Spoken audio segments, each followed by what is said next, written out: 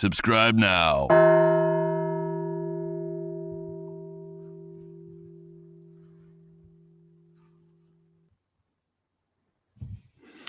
Hello, hey everyone. How's everyone doing today? Hey, we're back. Yeah, welcome to the Bigfoot Influencers podcast. Super thrilled to be here. Glad everyone's joining us. I can't wait to pull our guest in studio today. So just real happy to be here. You want to say hello again to everyone? Yeah, hey everybody, welcome back. We're so excited to have you.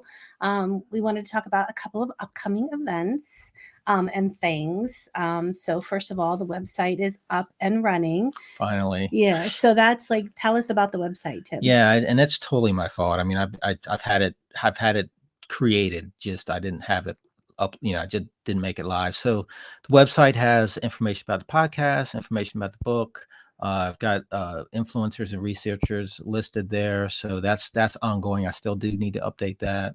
And if you want to contact us, tell us about what you think about the podcast, the book. If you have an encounter you want to share, just visit the bigfootinfluencers.com. Yeah, because we were actually thinking how fun it would be to just do like a witness show.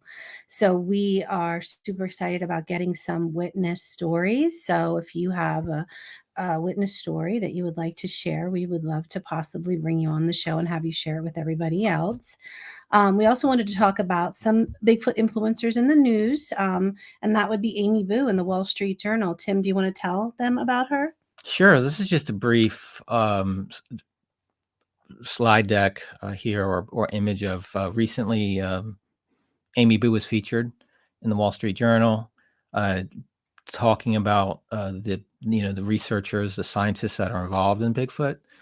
And she has a thing called Project Zoo Book, which is basically there's bi-weekly she gets on, there's a Zoom call, and biologists, researchers, scientists that some of them are not public, so they don't want for probably professional career reasons, they don't want to have the whole world know that they're in the Bigfoot, but it gives them a forum where they can get together with like-minded folks and talk about Bigfoot without having to be public about it. So it's pretty cool. So we thought we'd just highlight Amy Boo for that this month. Awesome. Yep. And then, so maybe we should go ahead and bring on our influencer. Yeah. Let's bring. Well, today, so Lyle Blackburn's joining us. If you guys don't already know it, I'm just thrilled. Texas, he's a Texas native. Lyle got into. I'm gonna spare you, Lyle. I know you're in the back room. Here's some of the intro because you get asked this all the time. Lyle got into Bigfoot at a young age. He was saw the Legend of Boggy Creek in a drive-in theater with his family, and then he was always into monsters and cryptids and such, and that kind of fueled him into it. And then he figured out that Boggy Creek was only a few hours away from him, where he lived, so it just kind of springboarded him. And I'm sure Lyle's going to get into that a little bit more once we get into this. But without any further ado, I want to welcome Lyle Blackburn to the podcast. Hey, thanks for having me. Awesome, Lyle. We're so happy for you to be here. Glad you made it, and have a ton of things to talk to you about. Yep, absolutely. I'm super excited too, because I think the only time that we met was when we were having a VIP party at OBC, and you were there. I don't know if you remember that. Do you remember that, Lyle? Well, been there quite a few times. Some of it blurs together. Yeah. So I was like the hostess. I was busy running around making sure everybody had food and drinks and stuff. Okay. And I think it was 2020. It was like August 2020. But anyway, so I'm super excited to have you here so I can actually like have time to talk to you, because I really feel like I didn't get that time when you were at our party. So, I wanted to ask you some personal questions, if that's okay with you. Sure. Nothing like too intimate, don't worry. Wait a minute, what are we getting into here? So I love cooking, and I know that you love cooking too. And so, like you mentioned in Tim's book, that you are a self-trained chef. So I wanted to ask you, like, what's something that you enjoy cooking the most? Well, the most, in later years, I've kind of got less away from eating meat. So I'm really into cooking vegetables in a way that they're, you know, fresh and delicious. Right. As a kid, it was always like, here's a can of green beans and all this stuff. You know, gross, you know. And so then I discovered, especially through traveling overseas a lot with my band, I realized there was all these other flavors and dishes, curries and spices, and using garlic and things. And you could get fresh vegetables and cook these in a way that, man, they're just off the chart. And so those are some of the things I've cooked in later years. And of course, early on, you know, I would, you know, cook chicken and things. And, you know, I'm from Texas, so I would just pour tequila and beer into that. So are you a vegetarian?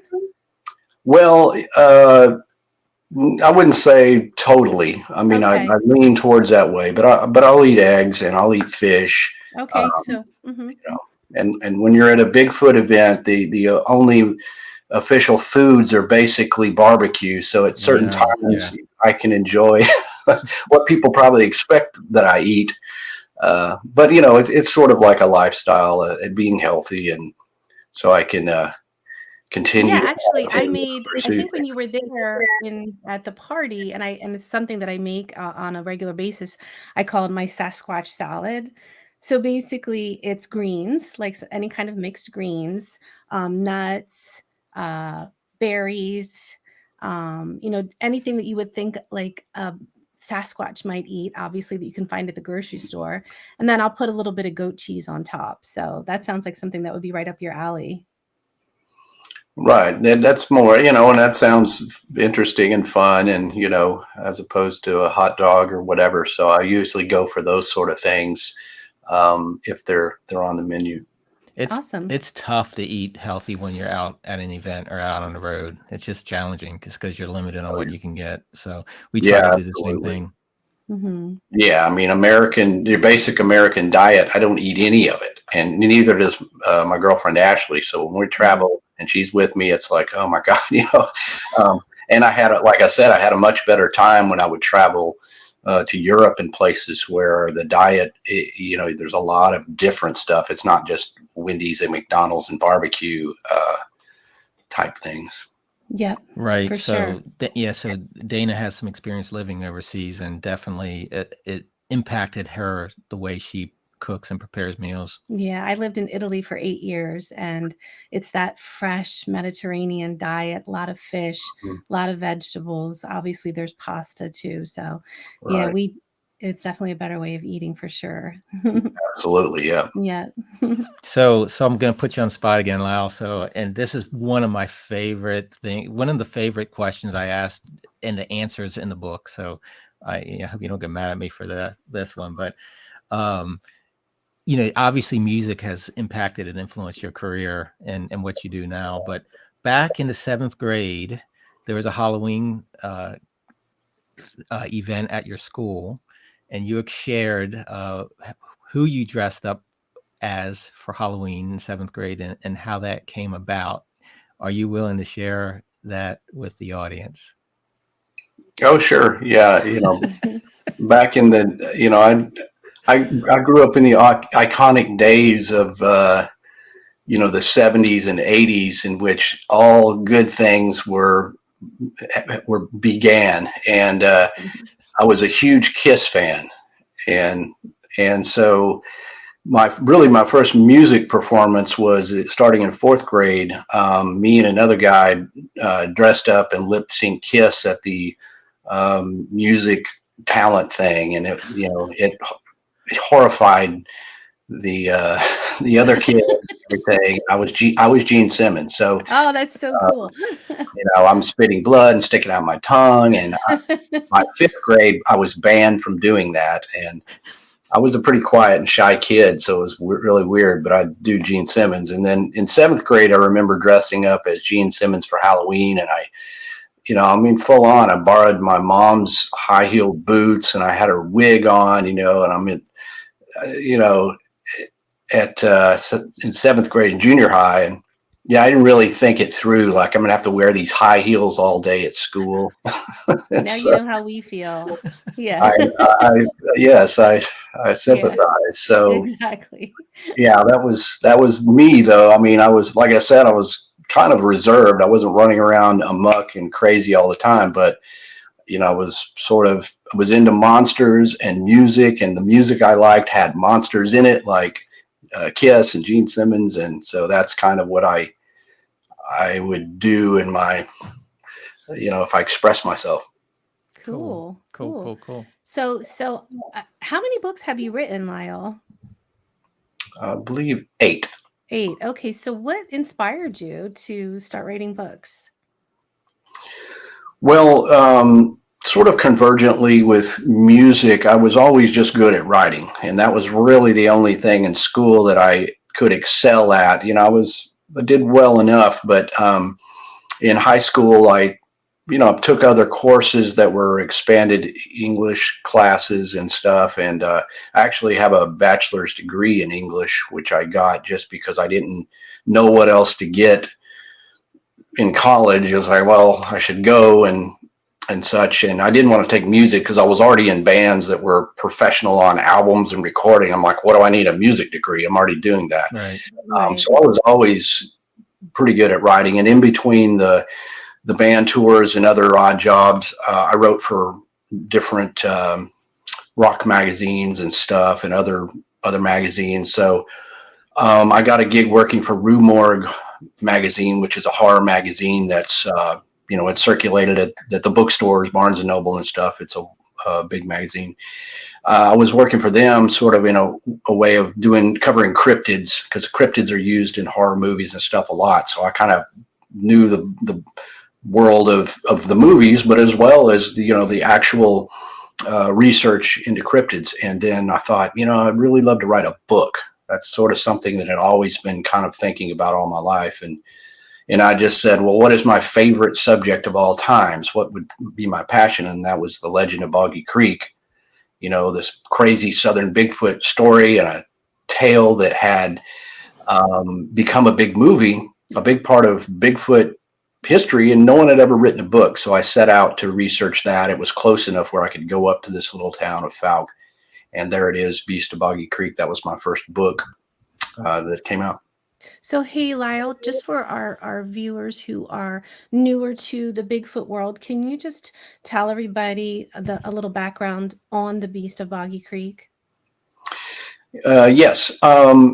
In early 1971, reports of a Bigfoot-like creature began to get publicized in the Texarkana Gazette newspaper. And Texarkana is a metropolitan area in southwest Arkansas, just kind of like north of Texas and close to Louisiana. And the stories were coming out of this smaller town called Fouke, which is further outside of Texarkana, down in the Sulphur River bottoms. And people had been allegedly attacked. This thing had tried to get into houses, and people were seeing it run across the road, oftentimes near this small little creek called Boggy Creek. And as these stories began to come out in 1971, other people came forward and said, well, we've been seeing this thing down here for years. And there was a rash of sightings in the 60s and, talk of it in the 40s and all on and on back. To where it became this big news, widely covered in the news. A would-be filmmaker by the name of Charles Pierce, who lived in Texarkana, who was looking for maybe to do a documentary or a film, decided this will be a great thing. So he literally rented a camera, figured out how to use it, went down and started interviewing witnesses, and put together this, basically what started as a documentary but became a movie, sort of a docudrama horror movie called The Legend of Boggy Creek, which came out locally in 1972, and then in 1973 went into wide circulation around the country in drive-ins and movie theaters. It became just a sensation. The movie was scary. It looked real. The style was almost what we see now with reenactments on Finding Bigfoot and other shows. but this was back, early 70s, and it was real people saying I had seen this scary looking Bigfoot creature. And it just scared the heck out of everybody. And I saw that when I was really young. And of course, my mind was blown just because first it was scary, and also because I realized there could be Bigfoot creatures near where I live, not just in the Pacific Northwest, which was all I was aware of early on. Right, right. So that was the movie, and it's sort of been one of those that has kind of influenced other Bigfoot researchers who saw it at that time or whatever. Because you can ask most of these, guys, Cliff and Lauren Coleman and all these other guys, they all saw that movie and were like me influenced. Right. Yeah, and I've got to say for the audience that, and when I read it, and it's just it's an easy read, not in a bad way. Though you write very well, and it's not heavy and intense where you can, you don't have to dissect the chapters, so it flows. Maybe that's the best word to say. So yeah, I totally was what I enjoyed reading that. And I'm gonna, I've got plenty more. I'm gonna pull some slides up to some of your other books here in a second. But yeah. Yeah, that's so super important because obviously the subject of Bigfoot can get really heavy going. And sometimes you're reading a book and you're like, oh my God, I have to read over that like 5 or 6 times because I don't think I actually understood what I just read. But yeah, I agree with you on that, Tim, that's super important. And I come from a different angle. People look at these books and like, are these about your encounters? I'm like, no, these are basically investigative journalist approaches and history and documenting all this stuff, kind of documenting all the aspects of a case. And I write them in such a way that they're for any reader. It's just not just people who believe in Bigfoot. It's like, I almost write for those who, this is nonsense, but this looks good. And at the end of the read, they go, well, how do you deny all this stuff? And so, I want it to be something that flows, a narrative that has a story and not just dry encounters or trying to be too scientific or sway people to believe in anything. I just want to write a compelling story about this crazy stuff that's gone on or intriguing sightings. So I'm coming at it from an author first and a guy who's into Bigfoot second, as opposed to the reverse, where it's a Bigfoot researcher that decides I need to write a book. It's the other way around. Exactly. So how do you? This was a question I was going to ask a little later, but you kind of push this right into it, which is awesome. How do you go about collecting the data for your books or the historical articles and how do you do that as a writer? Well, you start exploring what's already been published or publicized about it so that you can gather up, the history in such a way. So that would include newspaper articles, and that could, be, you find some these days you can look online. In this case, I went to the Texarkana library and looked at microfiche slides back in those times to get the news articles. And of course the Texarkana Gazette had publicized a lot. So in this case, I knew where to go. You gather those, and then, some sightings have been publicized by the BFRO or other places. So you're going to look around and see what published sightings. And then, of course, in as much as possible, especially in that case, go to the town, start talking to the people, trying to find witnesses and other things so that I can then add to it, because some stuff is published, some is not, because you want to give a scope. I mean, I'm not just publishing those accounts that were given to me. I'm looking at the whole entire scope and of course going to these places and, one person will say, well, you got to talk to this guy, and it ping pongs until you then gather some stories and first person interviews that I conduct to add to it.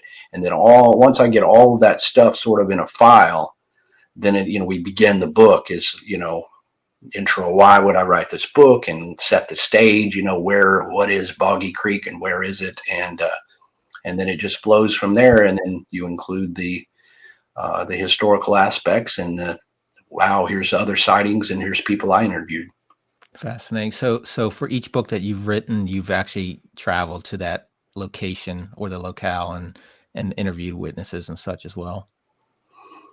Yes. I mean, yes and no. I mean, some of those, my Beyond Boggy Creek Southern Sasquatch covers 10 states. So while I've been to every one of those states, it's not like I went to each one at length and, so some of it's a combination. And also I have a lot of friends and colleagues I can reach out. I know a guy who researches in this area. Well, I know he's going to have some things that aren't published. And so I work in a network. And of course, likewise, I would provide that as well. I've provided that for other guys. We share to fill it out because there's, the expense wise, you just can't go and spend all day and weeks upon end in any one place. But pretty much every bit of it, I've been to the places, talked to people, and then that's intermingled with, like I said, the publicized sightings and, and I think I carry my reader. I want to put them there. So I certainly go into the woods and what is this place where people say,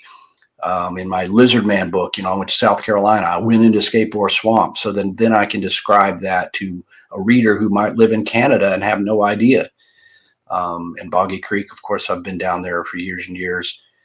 And you want to bring the reader along with this adventure. And that a big part of that is let's describe the town. Let's describe the area in the woods and the swamp where this creature is said to live.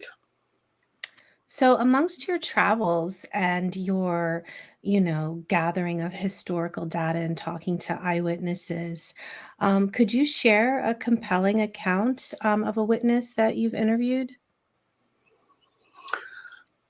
Sure, and there's a lot of those, I'm sure.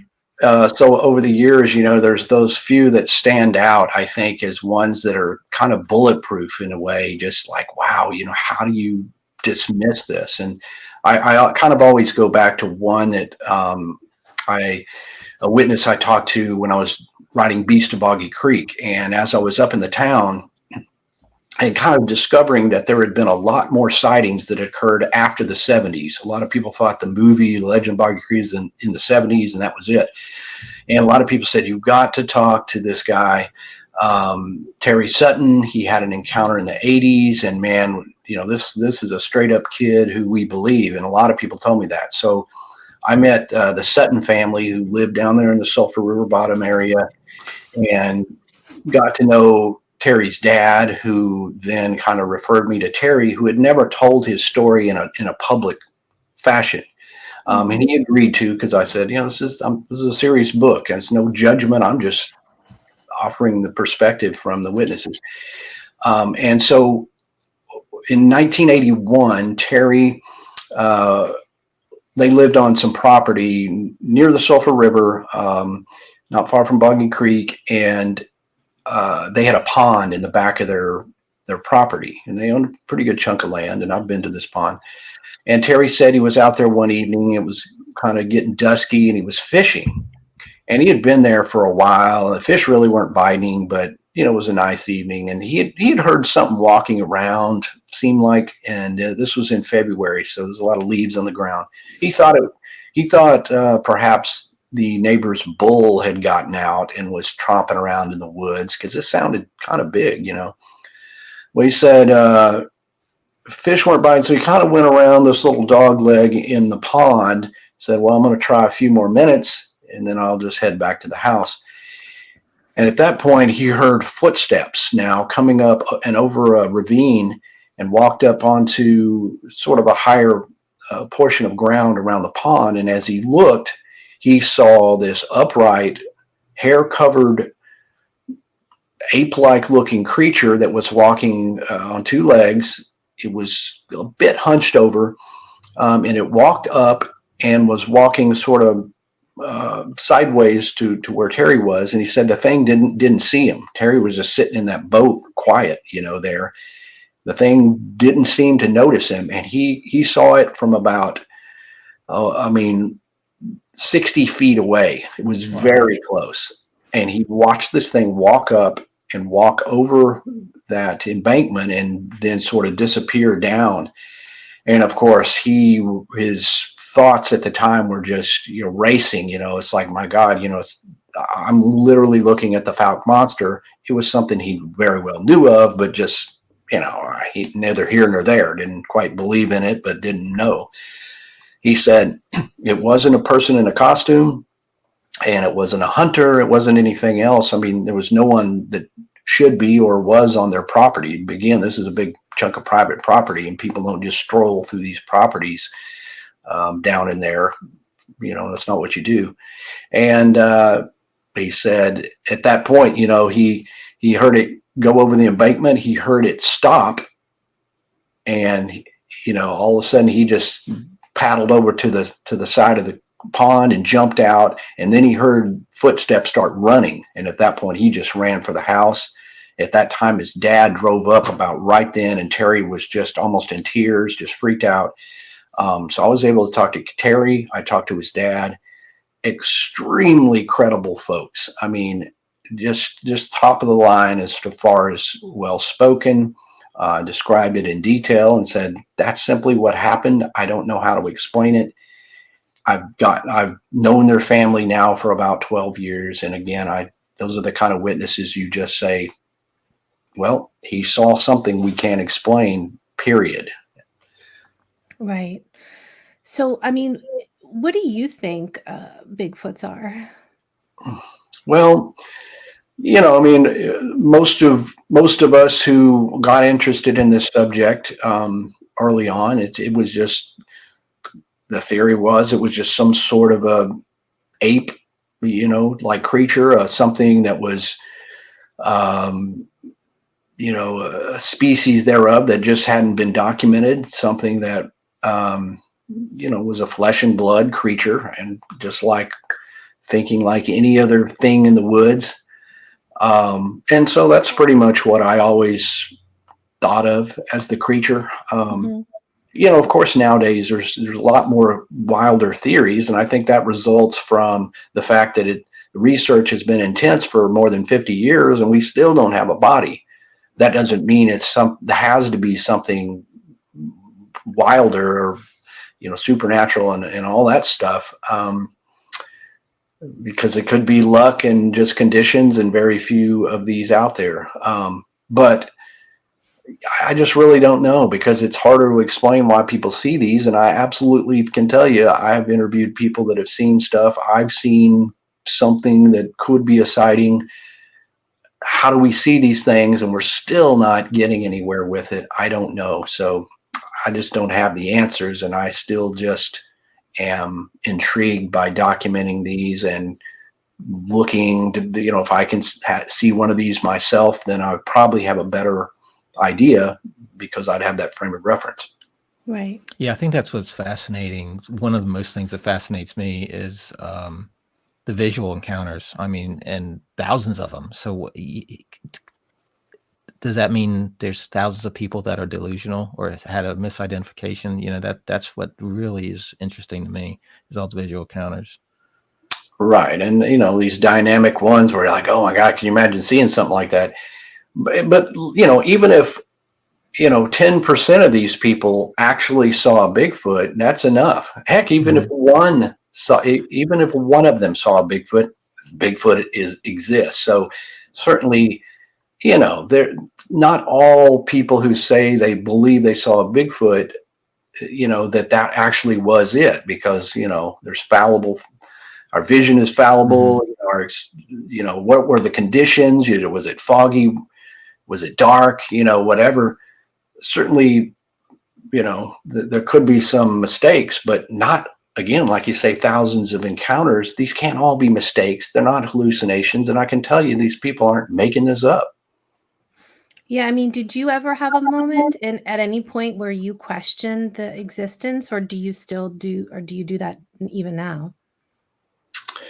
Well, I mean, yeah, I have to remain balanced. I'm not, I don't, to say that they exist without any sort of proof, or unless I have just a fantastic up close encounter for me personally, I could never say, yeah, they exist, and I'm going to argue that point. You got to understand that looking at this objectively, yeah, you question it. I mean, you're like, hey, in 1 minute you talk to a witness, you're like, yes, it's on. And then you're like, still don't have the ultimate proof, and I don't, again, that's the way I write my books from a outside perspective is, we're not sure exactly what this is, but this Here's is the story, right? the stories. And so, yeah, it's you just kind of go year after year, you kind of go up and down in how strongly you feel this is there. But that's just normal when you're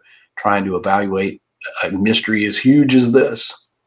Yeah, I think talking to some folks, and that's the difference between, I guess they call them, the knowers and the believers, but some of the folks that actually had an up close or a visual encounter, they don't.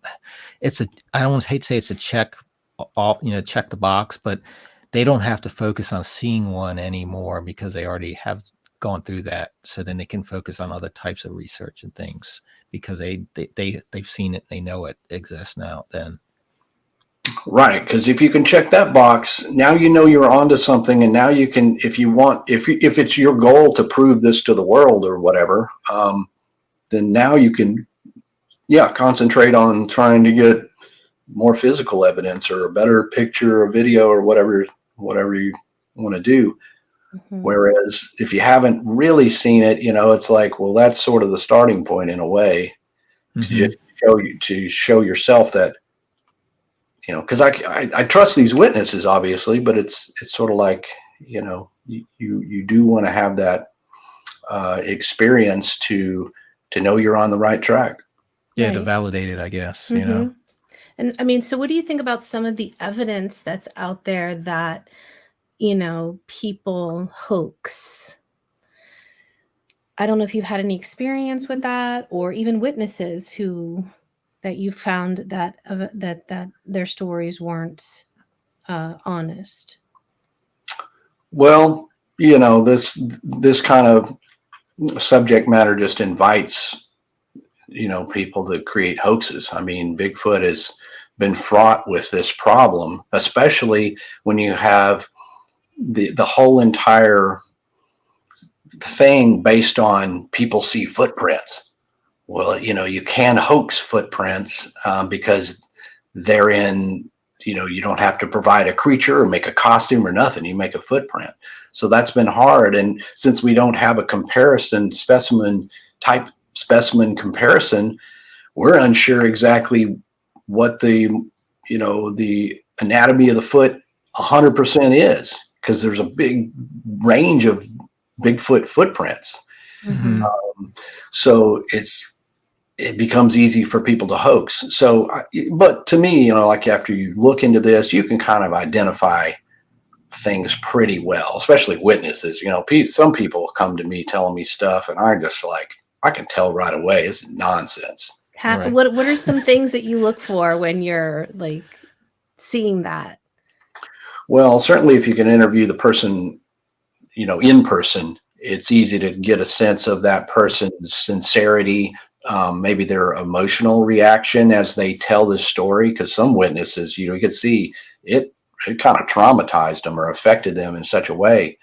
Are they hesitant to want to publish about this because they feel like they could be ridiculed? Or are they sitting there trying to tell me all this stuff so they'll be in one of my books or in a documentary film or something? You could just get that sense, Yeah, now, I agree with you. Emotion is a hard thing to fake. Like yeah, if somebody's telling you a story, you can not just see it, but you can almost feel their emotion as well. right. And Mhm. you can, some of these, if I've seen a witness post a bunch of stuff and just seems like, hey, these people see Bigfoot every weekend and they go to the state park, it's like, I can't say that's not the case, but there's a certain level of, It's like getting struck by lightning every weekend. yeah, it's like, It's not going to happen. those to me, the ones that don't seem as credible, I just don't include those. I'm only including what I believe are legit, could be this guy saw something. And with the footprints, it's always, it's sort of a funnel to Dr. Jeff Meldrum, or something like, let's get Right. the guy who has the biggest collection, who, and that's what we do with sharing information and stuff. So if I think it's credible, then you want your peers to also review it to decide whether this is possible evidence or not. But again, without the type specimen, we're still just, a lot of speculation. Gotcha. So, a couple things. Want to talk about the new book that you have upcoming. Also want to talk about some of the other things that you're doing, and I'll kind of leave it up to you. Which one do you want to start with? It's I suppose the new book. We can go there. And we have it right Yeah, here. we have it right here, and I'm going to share it. So I just got into it, Lyle. So thank you for sending it. But I haven't, I'm just getting into it. So I can't wait to get through it. Yeah. So what was your inspiration for the book? Well, it became high time that that I went there to write that book, because, Texas just has a crazy amount of just incredible sightings and history of Bigfoot in the state. It's a huge state, obviously, so that encompasses a lot of area. And I figured, I'm a guy who researches Bigfoot. I wear a cowboy hat. I was born in Fort Worth, Texas, cowboy country. I seem qualified to write this. So, and, quite honestly, I'm surprised some of my other fellow authors hadn't. So I thought, after years of collecting information and sort of figuring out what I thought were the most dynamic sightings, and of course some that I've fielded and collected, and I've got newspaper articles and all this stuff. So I thought this was one that I could, and I was a little bit influenced by my buddy Craig Woolheater, who was the founder of the Texas Bigfoot Research Center way back in. Don't divulge his age. He might be listening. Well, he was very young when he established this, but more than 20 years ago, and puts on the Texas Bigfoot Conference and stuff. And he and his group had collected stuff before I came along and joined for a time with that. And Craig, Craig and I had just been talking about, man, there just needs to be a Texas Bigfoot book. And I had access to all the old files. I'd collected newspaper articles, and then I had fielded a lot of reports that I thought were good ones of my own. So I finally just came to the point where it's like I had the time. I'm like, let's just do this Texas Bigfoot book, and I just think it's a compelling one, and I think it's one that people don't quite realize how much there is in Texas, because if you're not from Texas, especially, you have this impression that the landscape is this sort of open, barren cowboy landscape with ranches and all this tumbleweed, desert. And of course, it does encompass that, because if you're all the way to the west, say in El Paso, it literally looks like desert. You come all the way to the east, a third of the state is covered in what's known as the piney woods, and it's hardwood, pines, thickets, even swampy areas as we approach Louisiana. And over there, it looks like literally like Bigfoot territory. But there's just was stories really from all over, and some of the older ones kind of even in central Texas, where it's not like, wow, even where I lived, I didn't realize there was Bigfoot sightings when I was young, where it doesn't seem like Bigfoot habitat, but we still have some really compelling cases that are sort of become in the canon of Bigfoot Texas, Lone Star Texas Bigfoot.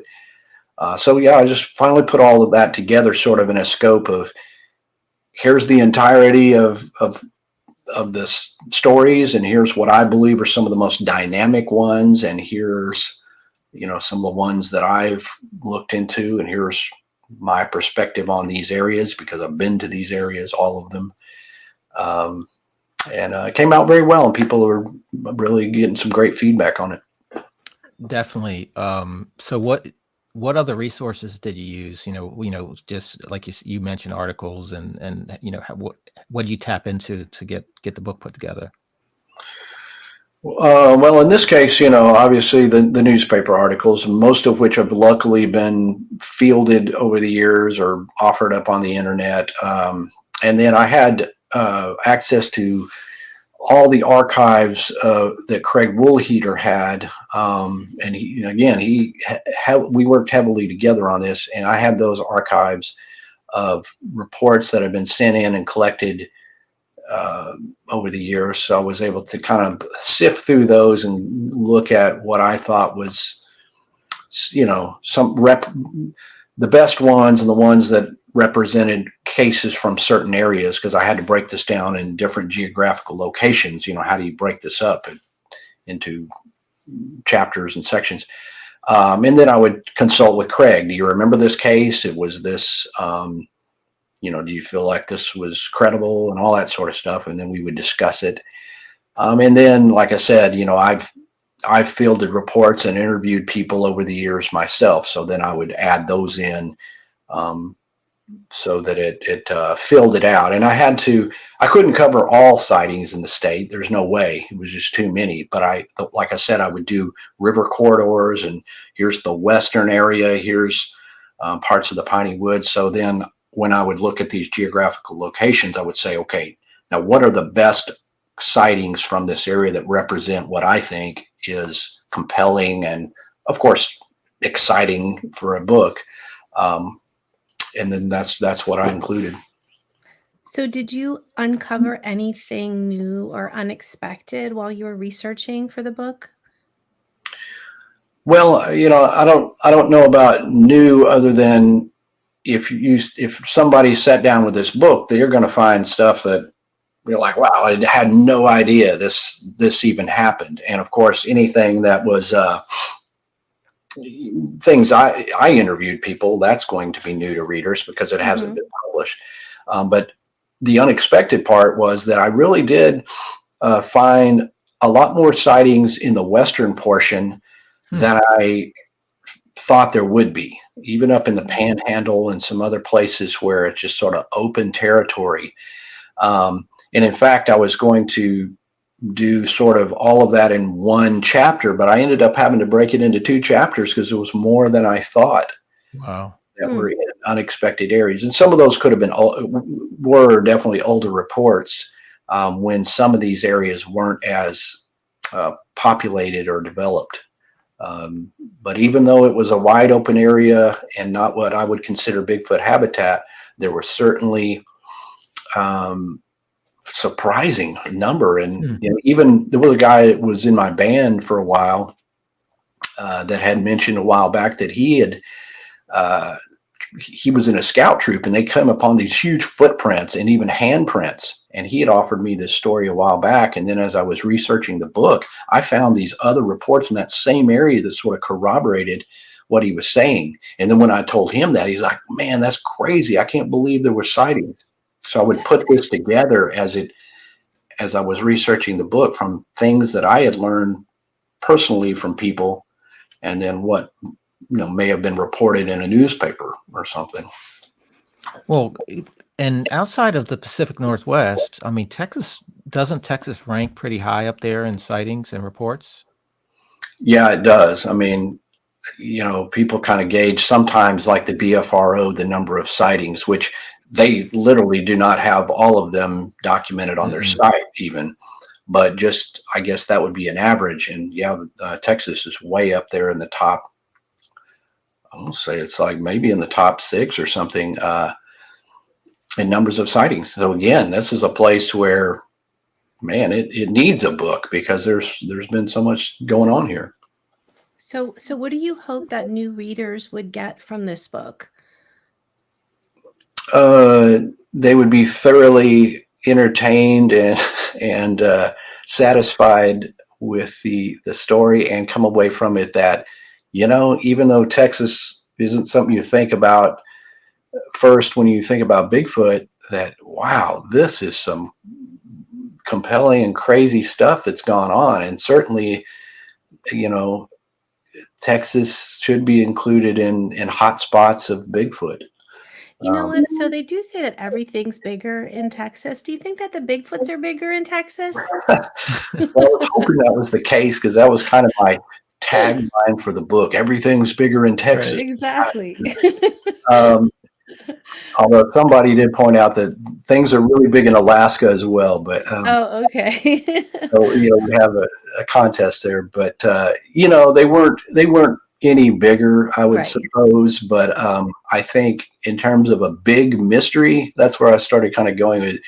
It's There you go. perhaps one of the biggest mysteries of the Lone Star State that most people probably don't even think about. So I think that that's the thing, and also that even though it's specific to Texas, you don't want hopefully that other people, if you live in a different state and say, oh, I don't live in Texas, why would I want to read that? But Mm-hmm.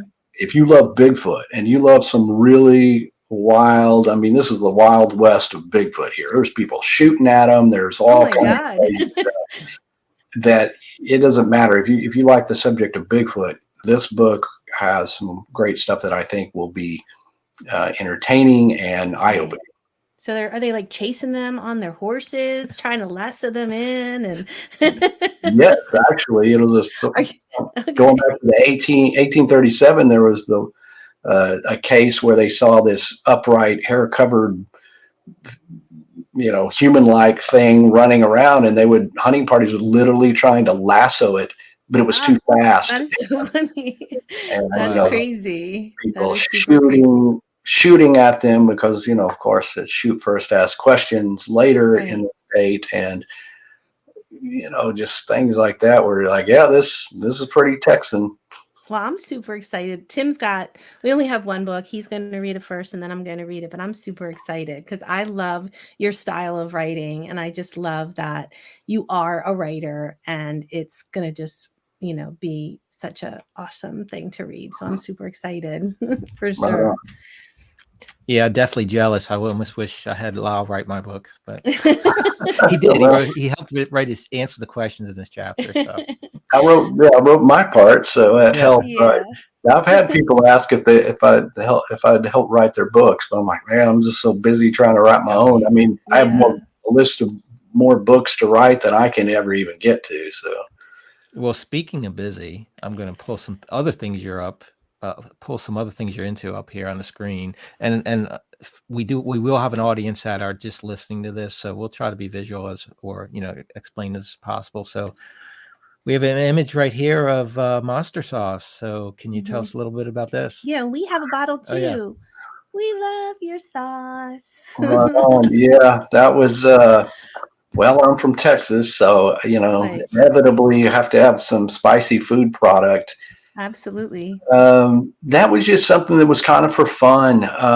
Again, I've been into cooking and things like that, and that's sort of just been a constant. And I kind of got the idea. A buddy of mine, Doyle from the Misfits, had a hot sauce, and then my friend Cassandra Peterson, better known as Elvira, Mistress of the Dark, had come out with a hot sauce and had a little kind of cartoony icon of herself on there. And I was like, man, that'd be pretty fun if I had a hot sauce and some guy had drawn like a little spooky looking icon of me. And it looked like something you could put on products or whatever. I was like, man, maybe I could develop a hot sauce. So I kind of started looking into that, and I found a guy out of Mineral Wells, Texas, which is not far from where I live, that could potentially bottle it. And we worked together on this, and that, I called it monster sauce. That just popped into my mind, and I put it out, and it's not really a gimmick. It's a great tasting sauce that, I mean, people love. And at first I thought I was going to I'll just put it on my table. It'll just be something fun to sell at a book signing. And then it was like people wanted to mail order it. Everybody's asking. And then it got picked up by a lot of retail vendors. And of course, Bigfoot museums, around the country, it's a no-brainer there, or selling it. And it sells very well. And I've since come out with a second flavor, verde sauce, a green sauce, and I'm about to come out with a third the most hot, because the first flavor is a little milder and just sort of appeals to more people. but there's some guys that want hot. So I've got developing a hotter, like a habanero. So I've been working on that. So it's become a fun thing, but obviously something that it does take work and time. It's more than I imagined, but it's super fun. It's the gift that keeps on giving, though, Lyle. The good thing about it, people buy it, they like it, they use it, and they have to buy more. So that's cool. Yeah, I actually prefer the green sauce. Like, I haven't tried yours, but just in general, I prefer the green. Yeah. So I guess we'll have to get one of those too. Right. And that was the thing, people would ask about different stuff. So I wanted to kind of make a variety. I mean, it's once you're bottling one and you can create a label, and if I come up with a recipe for the other, well, it's not as much hard. It's not hard to launch that. So, but yeah, it's like I noticed that people, even if not all people sit down and read books or whatever, but everybody eats, and I've discovered that everybody loves hot sauce. So this is something that helps. And and all this. Some people will say, "Oh man, these guys are just trying to make money off Bigfoot." It's like, dude, I'm just trying to make a living so that I can do these things. And certainly things like this, if you're making an appearance or you're doing something, even in my band, it helps. It adds money to where I can literally live, so that I don't. If I had a real job, I could not dedicate the time that I do to these other things.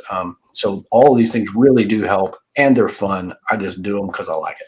That's cool. That's cool. So I'm going to bounce into the next thing here. So this is super cool too. So this is the Monstro Bizarro podcast. So do you want to share a little bit about this? Well, people have been asking me, why don't I do a podcast now for about 10 years? And the reason is I just am so busy, I could not. And however, I narrated 7 films now for Small Town Monsters, starting with Boggy Creek Monster documentary and other films, to where I was doing my narration voice, and people loved it or whatever. And like, man, so over the years, books, and people still read books, but podcasts have just become a big thing. And I thought, well, maybe I could do something a little bit different. There's so many of us and our colleagues that do interview type podcasts. So I was like, well, maybe I could do something more along those narration lines that match those Small Town Monsters movies, where I tell the story about some of these cases, or my, what people I've interviewed or whatever, in more of a, I would say, an audio. It's like sort of an audio book meets radio play. I do a little bit of reenactments. There's sound effects and all this. So I decided, well, I'll try this and see what the reaction is. If people don't like it, I'll just get rid of it. Well, of course, the reaction's been over the top. Oh man, your podcast is the best. I'm like, well, I got to keep doing it. But it's fun to do. And again, it's gotten me in another space where people, like I said, if you don't read the books, that's not your thing. People do listen to podcasts, and you can listen to this while you're driving cross country, or you can listen to it at home or just wherever, no commitment. So it's been fun, but I only do it once a month. This is all I can manage to do at this point. So we're going to talk about this too. So it's for the audience that does not know, Lyle's a musician as well. And you wanted to share a little bit about Ghoultown? And this is sort of the reason I can only do so much at one time, because I'm also the founder and lead vocalist, guitarist for the band Ghoultown, which is something that band was formed in 1998, 99. And I've been a musician all my life. That's pretty much a constant, even going back to early high school times, being in bands, and that's how I've made a living, and toured around all over the world and such. And Ghoultown, we've toured Europe and played Canada and US and everywhere else, and the band is quite popular, but I kind of scaled back on just touring, but we still do albums. That was our newest album, Curse of El Dorado. We're kind of for lack of a better term, a mix between like Rob Zombie and Johnny Cash, kind of a dark Western Texan Tex-Mex rock and roll thing. And we have a big following, and so that's sort of what I juggle, as well as doing all this other stuff, just simply because I love doing the music and it's fun. We do play gigs every once in a while, and it's fun to do, and we have fans that respond well to our music. So you can search that. We're on Apple, iTunes, and Amazon, and Spotify, and Pandora, anywhere else, YouTube. Just search Ghoultown. Cool. That's super cool. Yeah, that is super cool. So how can the audience follow you? Like, are you on Instagram, Facebook? I'm on it all. So you're on it all. Awesome. Yeah, I just search Lyle Blackburn on any of those platforms, or my website, lyleblackburn.com, has links to it all, and will give you the scope of all that stuff that I do, which continues to grow, which just seems like a lot of people say, I don't know how you do it all. It's like, well, why? Because I love doing this, and it's not work or anything to me. It's just, I love this, and I love the feedback I get from people. And so I invest a lot of time in it, just because it's just a passion, and it's, Bigfoot has given me an opportunity to write the books and talk about this all the time. So it's super fun. Yeah, I think you're definitely one of the influencers that we've interviewed so far that is definitely the most involved and just super busy with a lot of different things regarding the subject. So it's been super cool to have you on and hear about everything that you're doing. Yeah, and we'd like to close it out sometimes before we have you share how the audience can buy your new book and your other products. Do you have any advice for people who want to start getting involved in research, in the subject? What do you normally tell them? Where do they start?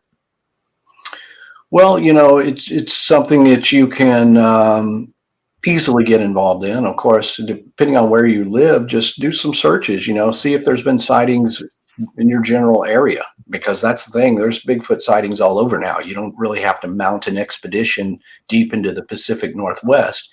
You may be surprised at how close there's been sightings, and you could just start by looking around. You might find a Facebook group where there's some researchers in that area you could join up with, or just reach out and kind of find the community closest to you that's into this. And that's kind of where I started is, when I met Craig Woolheater, he's already rolling with this, and then you get involved and take it in your own direction. But and just remember, don't believe everything you read on the internet.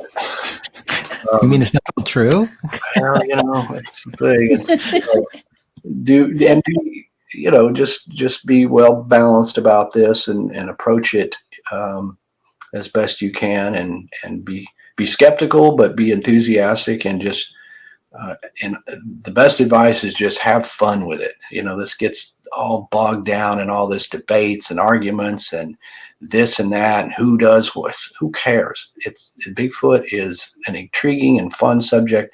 Keep it that way, and surround yourself with people who are having a good time doing it, because at the end of the day, we may not be able to prove this at all. So you want to say that over the years, I've met some really fun people. I've enjoyed the great outdoors. I've seen things that I wouldn't have otherwise seen. Whether I see a Bigfoot or not, it's been a great experience. And that, in some ways, is a positive outcome to this. That's great advice. Yep, that is great advice. Keep it positive. So, how can people buy the book and anything else that Lyle Blackburn has to offer?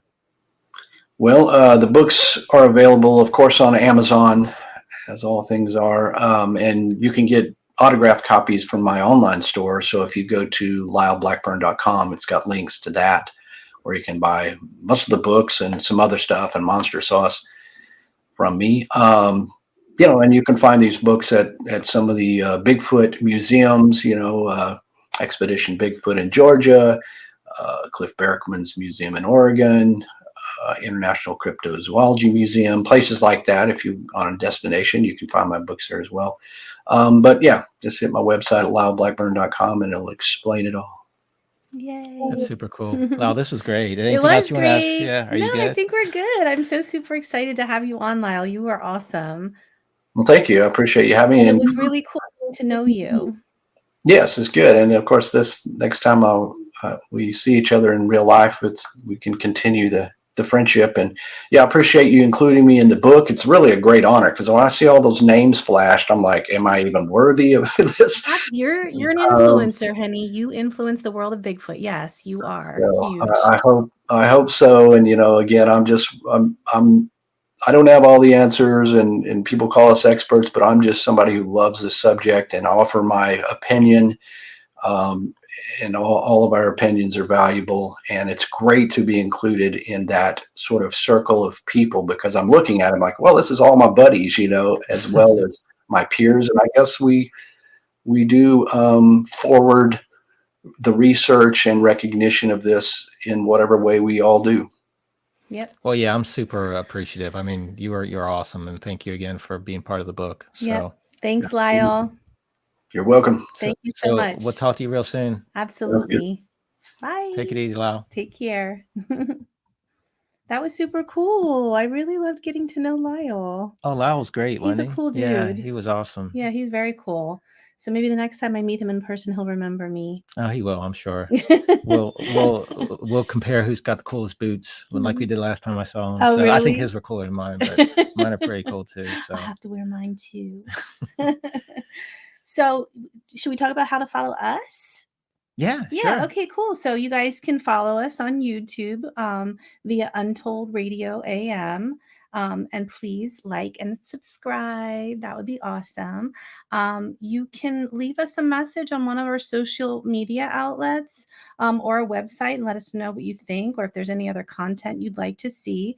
So you can follow us on Facebook, the Bigfoot Influencers, on Instagram, the Bigfoot Influencer, Twitter, BF Influencers.